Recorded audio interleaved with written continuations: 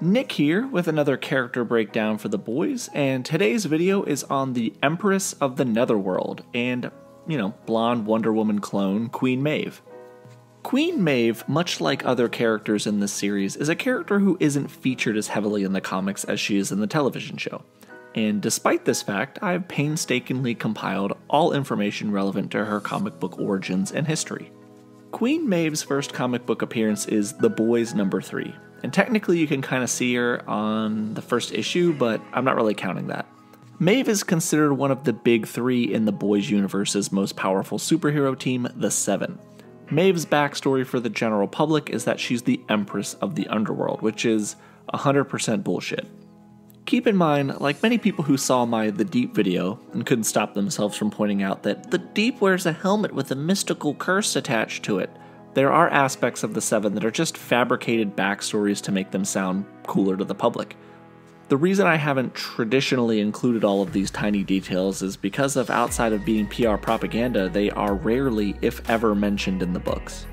Queen Maeve, like the other members of the Seven, was just a baby when she was taken from her family and given radical doses of Compound V. The subsequent superpowers that developed catapulted her into a life of fame and fortune, but ultimately over time, that fame and fortune became a never-ending prison that she couldn't escape.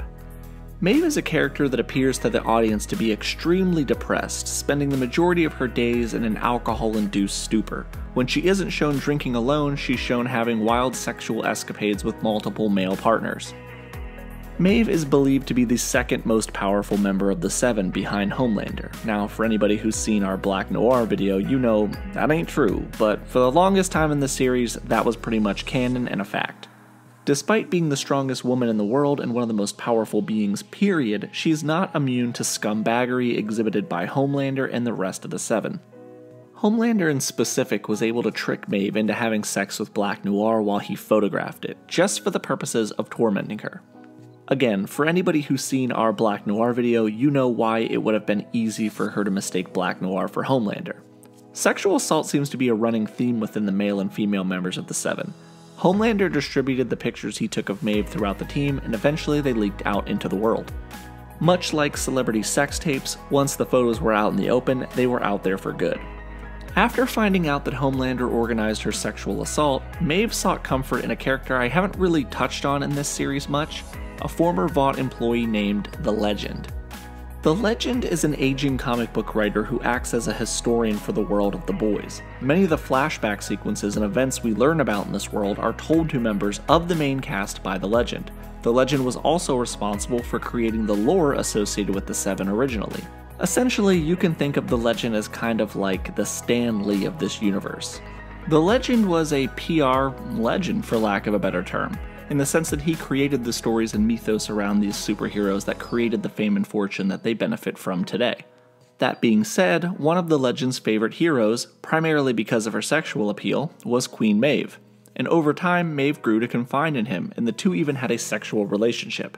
This relationship spawned a child, another superhero who grew up to be part of the Teenage Kicks called Blarneycock. Yeah, I know, it's a ridiculously dumb name and I can't believe I have to say it again, but here we are. Blarneycock and his subsequent death will be covered in Huey's video. It's also heavily implied that she has another child with another hero we haven't actually seen in the comics called Midnight Lightning. When Maeve informs the Legend of what Homelander had orchestrated, i.e. her sexual assault, he introduces her to the Boys.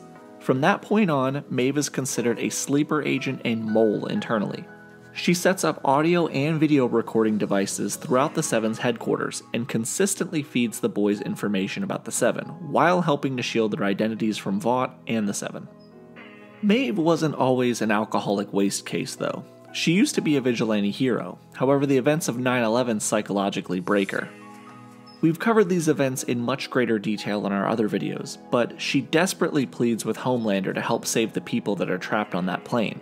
Instead, Homelander belittles, mocks, and leaves her to die on the plane. Her only way out is to cut through the passengers and jump out to safety, dooming everybody else on the plane to die.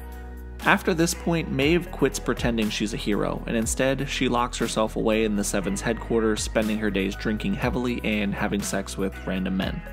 In terms of other relationships for Queen Maeve, the only person she ever really seems to develop a liking for is Starlight, however, not at first. When Starlight is sexually assaulted by Homelander, A-Train, and Black Noir, she's shown throwing up in the bathroom. When Maeve arrives in the same restroom, she gushes all over Maeve. Maeve was a hero of hers growing up, and Starlight attempts to strike up a conversation but is quickly shot down by her hero. This relationship takes a bit of time to develop, and it's mostly kind of out of the sense that Maeve feels sorry for Starlight. Eventually, Maeve is forced to trash the audio and video surveillance equipment when Homelander starts to suspect that they're being spied on. Towards the end of the series, Homelander slowly begins to slip into insanity caused by Black Noir, and at this point he turns his attention on Starlight. Maeve dies protecting Starlight when Homelander decapitates her. And that is about all that you really need to know about Queen Maeve. Obviously, the character in the show is drastically different. She has a lot more character growth than the character in the comics ever did, but I think that overall the character in the comics served her purpose. Her death kind of felt a little out of the blue and not necessarily that impactful, but it did go to show how absolutely ruthless Homelander could be. That is it for this video. I hope you enjoyed it, and if you did, please remember to like and subscribe, even though I don't know why you would forget that because every single YouTuber in history has asked you to do that, so here we are. This has been Nick for Key Issues, and you know the motto, comics over everything.